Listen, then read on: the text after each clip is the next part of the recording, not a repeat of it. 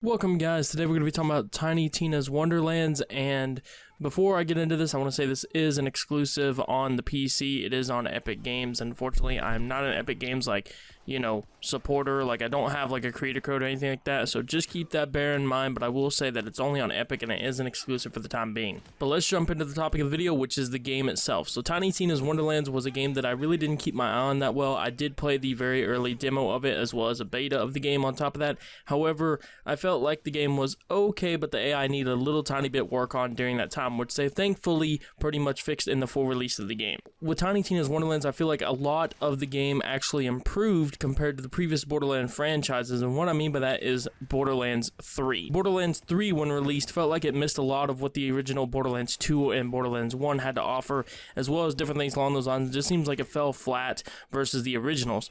Well, Tiny Tina's Wonderlands seems to bring back a different type of aspect to the game. I really like the direction of it. I like how it goes. You know, you're this hero that goes to essentially the thing, and I'm not going to spoil a bunch of it, but you're this hero that goes to the thing, and things pop up as it happens. It's like a board game type thing. It's really fun. It adds a lot of interestingness of oh hey, what could be thrown in here, what could be thrown in here, and I like how the characters are introduced in the game and different stuff like that, and I like how the game plays. I also like how it's class-based, which is how the original Borderlands technically was, but they took it in a more type RPG, feels like Dungeons and Dragons.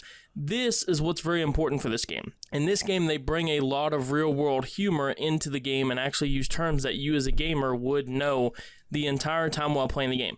This is why I feel like the humor in this game and why it feels a lot better than Borderlands 3 actually comes out to be, is because you know a lot of the terms they're using, you know a lot of what they're saying and what they're going to say, and different things like that. They basically break the fourth wall, and it's really good when it comes to that. Now, I will say, this is a Tiny Tina game, so if you're somebody who is annoyed by that character in Borderlands, do not pick up this game, as essentially the entire game is commented by her when it comes down to it. And believe it or not, there are a lot of people who actually dislike Tiny Tina because of the fact the way her voice sounds or how annoying she is and stuff like that. So if you are somebody who is like that, do not pick up this game, as it will be very annoying for you.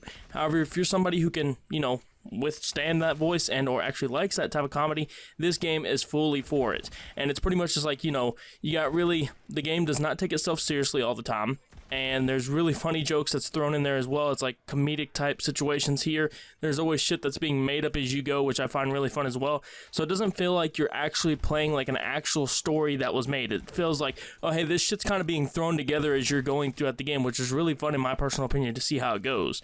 So overall, in my opinion, I feel like Tiny Tina's Wonderlands has brought back to Borderlands the comedic relief that we needed in the series, and a lot of the jokes actually land, and they use real-world topics, which we all know, which is great for when it comes down to the game, because it helps us be more immersed into the game of what we're understanding. I do think there are a couple things that do need to be worked on with the game overall, but overall, I think the game is really good when it comes down to it, and I think it definitely recaptures what the original Borderlands felt like. This game actually surprised me, because I really didn't have it on my radar. I really didn't care about picking it up, and I finally picked it up a couple days after release and tried it, and I thought it was really good in how the game played, and I really much enjoyed it. I think it's pretty funny how a lot of D&D stuff is thrown in there to do with the board game, the dice, and different things along those lines. So that's it. I hope you guys enjoyed the video. Thank you guys so much for checking out the video, and I'll see you guys next time.